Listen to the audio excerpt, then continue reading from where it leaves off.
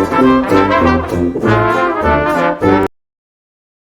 जी, अस्सलाम वालेकुम। क्या हाल चाल है जी? उम्मीद है सब खैरियत से होंगे। एक और नई वीडियो लेके आप लोगों के पास हाजिर हुए हैं। वीडियो का जो टाइटल है या जो नेम है वो तो क्लियर नहीं हो, खैर छोड़े परे। वैसे आपको थोड़ा सा इंट्रो करवा देते हैं वीडियो का। वीडियो जो है आजकल आपने सुना होगा, देखा होगा, न्यूज़ में भी देखा होगा, यूट्यूब्स के ऊपर भी काफ़ी सारे लोगों ने ब्लॉग्स बनाए हैं, काफ़ी सारे लोगों ने वीडियोज़ अपलोड की हैं इस टॉपिक के ऊपर। तो जी एक लेडी है पाकिस्तानी लेडी है जो जिसके 4 बच्चे हैं, ना एक ना दो ना तीन, 4 बच्चे। और हस्बैंड उसका जो है वो काम करता था सऊदी अरब में। तो जी उस वो पबजी खेलती थी। पबजी से इंडियन एक लड़के के साथ उसकी फ्रेंडशिप स्टार्ट हुई है। फ्रेंडशिप के ऊपर जी जो कहानी मीडिया के सामने या जितनी कभी तक मैंने सुनी है, तो जी वो फ्रेंडशिप से उसे एक बार वो मिलने गई है उधर नेपाल के अंदर, बच्चों को उधर ही कहीं छोड़ के। फिर अभी जो है वो नेपाल के रास्ते से बॉर्डर क्रॉस करके अपने बच्चों को लेके इंडिया चले गई। और अभी कह रही है, क्लेम कर ये कर रही है कि मैं इससे प्यार करती हूँ, इस लड़के से, और अभी यहीं रहूँगी, मैंने कहीं नहीं जाना, मैं इधर ही हूँ। बहुत सारे लोगों के बहुत सारे व्यूज़ हैं। कुछ लोग कहते हैं जी ये पाकिस्तानी स्पाई है, तो ये उधर गई है जी स्पाई के चक्कर में, आईएसआई ने भेजा है। लोग कह रहे हैं या इसको मैं ऐसे आप लोगों को एक्सप्लेन करूं कि जो पाकिस्तानी वो गए कह रहे हैं कि ये इंडियन स्पाई है, ये रॉ की एजेंट थी, इधर से अपना काम करके अब वापस चले गई है। कुछ लोग ये जो इंडियन है वो कह रहे हैं ये पाकिस्तानी स्पाई थी आईएसआई की, तो अपना करने ये इंडिया आई है। मुख्तलिफ लोगों के मुख्तलिफ टॉपिक्स हैं। तो मैं इसके ऊपर आप लोगों से ज़्यादा क्या करूँ, मेरी नज़र में तो ये अच्छा काम नहीं हुआ। खैर उससे पहले ये वीडियो देखते हैं और देखते हैं कि इसमें कितनी हकीकत है और क्या सीन है। तो वो क्यों गई है, या सिर्फ वाकई प्यार के चक्कर में गई है, या इसमें कोई पाए वाला टच भी है। वीडियो देखते हैं, फिर उसके बाद इस पे बात करते हैं। उम्मीद है आप लोगों को मेरी वीडियो अच्छी लगती होंगी। अगर वीडियो अच्छी लगती है तो काइंडली चैनल सब्सक्राइब कर दें ताकि इस तरह की अच्छी अच्छी वीडियो आपको मिलती रहे। चलें पहले वीडियो स्टार्ट करते हैं, वीडियो देखते हैं, फिर उसके बाद इस पे। एक पबजी लवर आशिक या पाकिस्तानी जासूस, यह है कहानी सीमा हैदर की, जो कि कहते हैं कि पाकिस्तान बॉर्डर क्रॉस करके एक यूपी के शख्स के साथ आके ये शादी करती है उसके चंद बच्चों के साथ। और इसे कहते हैं द पबजी लवर स्टोरी, और दूसरे कहते हैं द स्पाई स्टोरी। कौन है ये औरत सीमा हैदर? ऐसी क्यों चर्चा हो रही है उसके इंडियन मीडिया, पाकिस्तान मीडिया में नहीं मगर पूरे दुनिया में? क्या राज हो सकता है इसके पीछे, क्या कहानी हो सकती है? सीमा हैदर वास्तव में पाकिस्तानी आर्मी की महिला मेजर है। उनका असल नाम सामिया रहमान है। बता दें, ग्रेटर नोएडा में सचिन मीणा के घर पहुंची है यूपी पुलिस। सोशल मीडिया से लेकर हर तरफ इन दिनों बस सीमा हैदर का जिक्र है। ये वो घर है जहां सीमा रिंद अपने 4 बच्चों के साथ रहा करती हैं।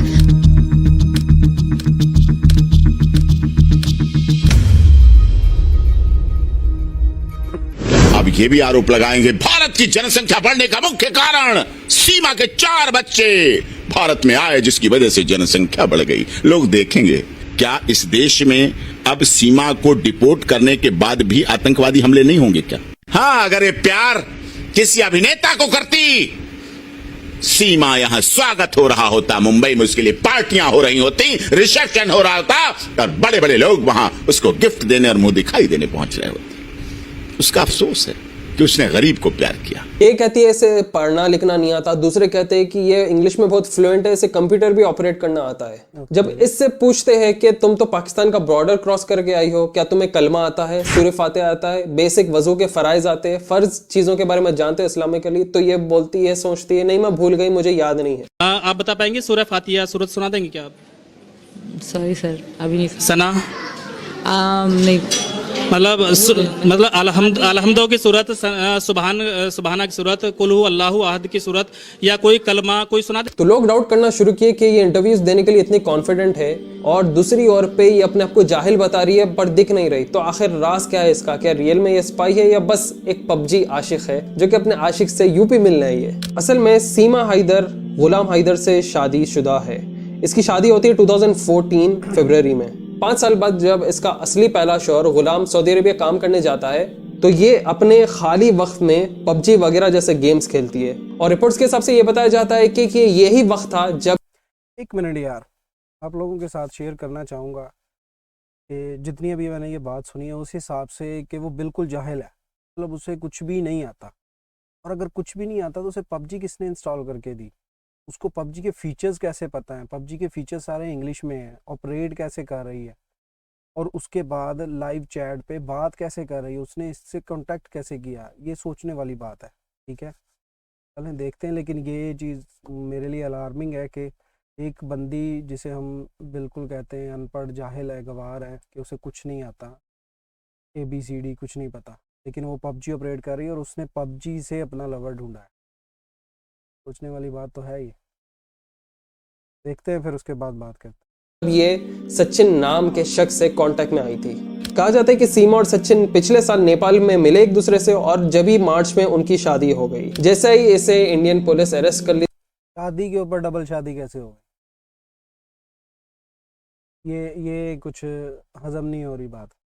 है क्योंकि इसके पास फर्जी आधार कार्ड्स निकलते हैं, अजीब किस्म के पासपोर्ट्स निकलते हैं और पता नहीं क्या कुछ डॉक्यूमेंट, जिसकी वजह से सचिन को भी जेल में डाला जाता है और सीमा को भी। पुलिस यहाँ पे SIM card, broken mobile phone, family registration certificate, 4 birth certificates, marriage certificate, Aadhaar cards पूरे fake, Pakistani ID, 6 passport, 5 vaccination certificates पूरे एज एविडेंस पेश कर लेती है और सब चीज को जब्त कर लेती है। और तो और ये भी बताया जाता है कि सीमा हैदर ये कहती है कि वो इंडिया को सीक्रेटली आने के लिए, बॉर्डर क्रॉस करने के लिए एक YouTube वीडियो देखती है और वो YouTube वीडियो से देख के सीख के ये बॉर्डर क्रॉस कर लेती है। अरे वाह भाई वाह, ये तो अलग ही बजरंगी भाईजान वाली स्टोरी है। मगर यहाँ पे इतना है, बस कंधों पे छोटी बच्ची को नहीं, इन्हों 4 बच्चों को डाल लेके यूपी आ गए।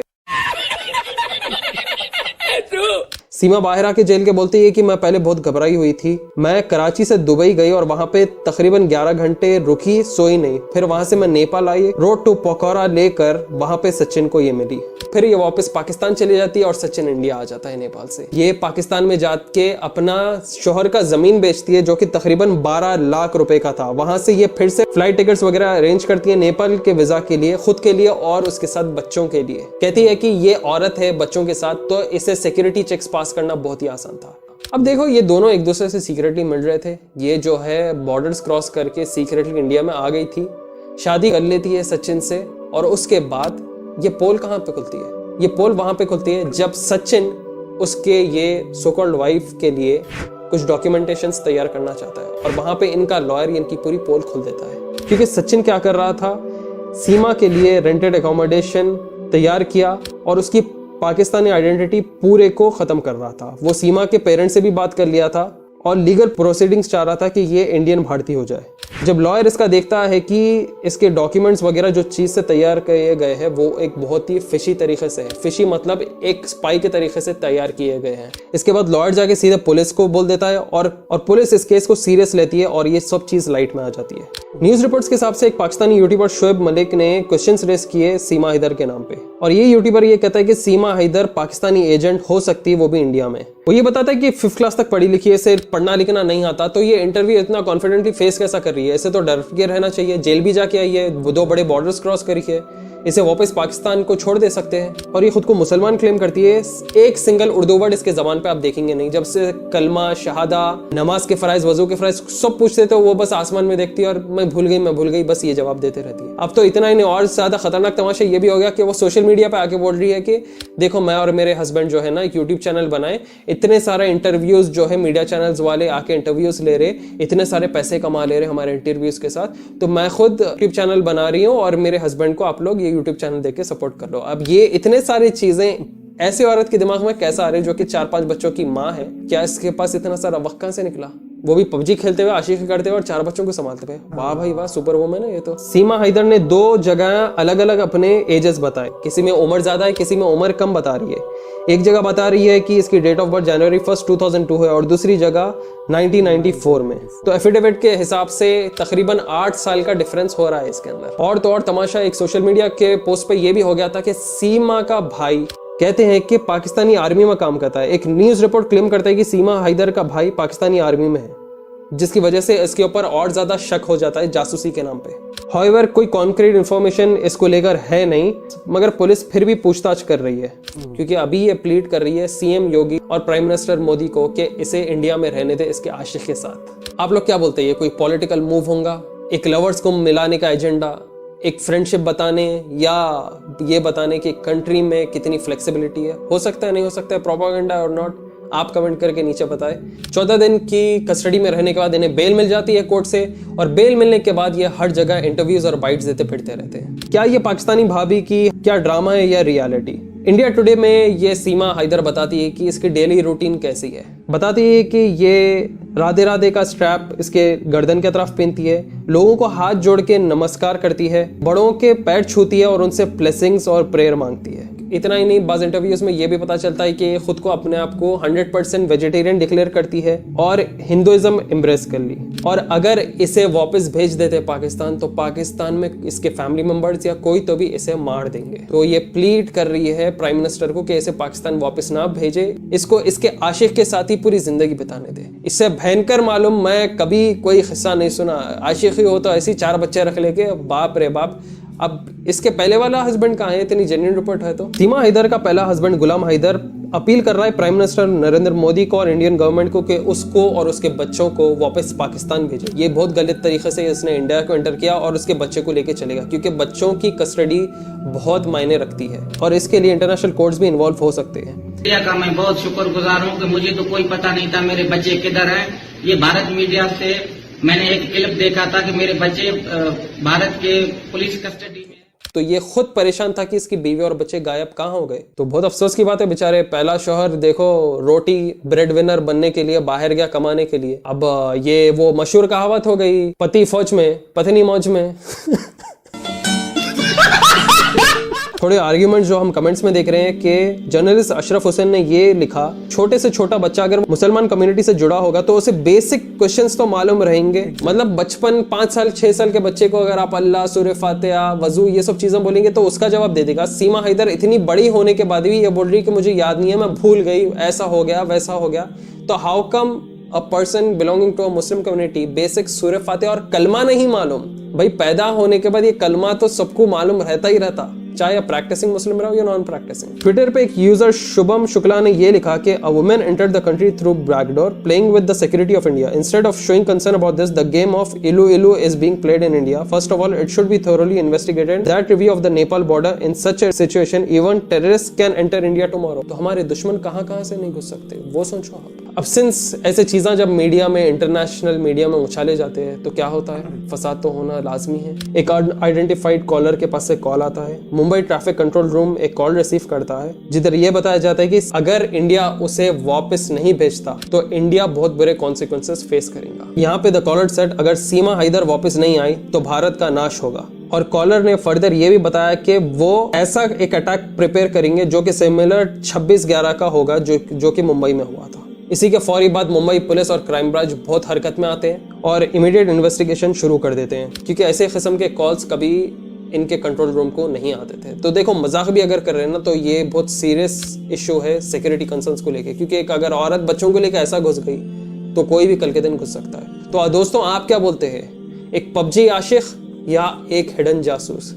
और ये मुस्लिम कम्युनिटी से आई बता रही है मगर इसे बेसिक कलमा भी नहीं। क्या हो जी, तो आपने देखा फिर क्या बातें की उस बंदे। यार वही चीज़ें जो है ना कुछ अलार्मिंग है, जैसे कि बंदी को इस्लाम का बेसिक कुछ नहीं पता, उसे कलमा नहीं आता, उसे सूरत फातिहा नहीं, उसे अल्हम्दुलिल्लाह नहीं पता। मतलब ये वो चीज़ें हैं कि वाकई बात है कि 5, 6, 7 साल का बच्चा होगा ना, बल्कि इससे भी छोटे होंगे तो उन्हें भी पता होगा। तो और वो जो हिंदू रिलीजन है उसकी चीज़ें वो भी प्रैक्टिस कर रही है, वो खुद को कह रही है कि मैं हिंदुज़म में कन्वर्ट हो गई हूँ, और वो उसी हिसाब से अपना लाइफस्टाइल जो उसने चेंज कर लिया है और वो वैसे ही गुजार रही है। लेकिन कुछ चीज़ें जिस तरह वगैरह डॉक्यूमेंटेशन है कि जो मिली है, कोई कह रहा है जी वो पाकिस्तानी, जाहिर सी बात है जो इंडियन है वो यही कहेंगे कि ये एक पाकिस्तानी जासूस है। मुझे नहीं पता ये कौन है, पाकिस्तानी जासूस है या इंडियन जासूस है, लेकिन कुछ चीज़ें जो है ना वो डाउट पैदा करती हैं कि ये कौन है, इंडियन है या पाकिस्तानी है, वो एक अलग मैटर है। लेकिन मतलब जासूस की बात कर रहा हूँ। लेकिन जो चीज़ें ये क्लेम कर रही है ना कि वो कह रहे हैं कि मैं बिल्कुल पढ़ी लिखी नहीं हूँ, लेकिन इंटरव्यू पूरा कॉन्फिडेंस से दे रही है वो। अभी उसने यूट्यूब चैनल खोला है, तो एक मतलब जो एक 4 बच्चों की माँ को जो पढ़ी लिखी नहीं है उसे क्या पता कि यूट्यूब से कैसे अर्निंग होती है या इसका क्या तरीका का, और वो लोगों को कह रही है इसे फॉलो करो आप लोग और हमें सपोर्ट करो, मेरे हस्बैंड को सपोर्ट करो, मेरे हस्बैंड को देखो आप। और वो पबजी, सबसे पहला क्वेश्चन ही यहाँ पे स्टार्ट होता है कि पबजी वो इतने इजी तरीके से ऑपरेट कर रही थी, पबजी चला रही थी, उससे वो अपने आशिक से मिलना शुरू हो गई। तो चीज़ें जो है ना वो समझ में नहीं आती। लेकिन ऑफ कोर्स अगर दूसरे लिहाज से इंडिया के बॉर्डर की बात की जाए तो इससे पता चलता है कि कितना अनसिक्योर है, कि कोई भी उधर से घुस सकता है, इंडिया के अंदर जा सकता है। बड़ी अजीब सी बात है और बड़ी अजीब सी स्टोरी है इस औरत की, जो कि समझ से बाहर है। खैर, मुझे देख के तो बड़ी हैरानगी हुई और बड़ी चीज़ों ने मुझे जो है ना वो शॉक किया इस चीज़ों में। जैसे जैसे इस कहानी के कोई नए पहलू खुलते जाएंगे इंशाल्लाह आप लोगों के साथ शेयर करते जाएंगे। तब तक के लिए मुझे दें इजाज़त। अस्सलाम वालेकुम।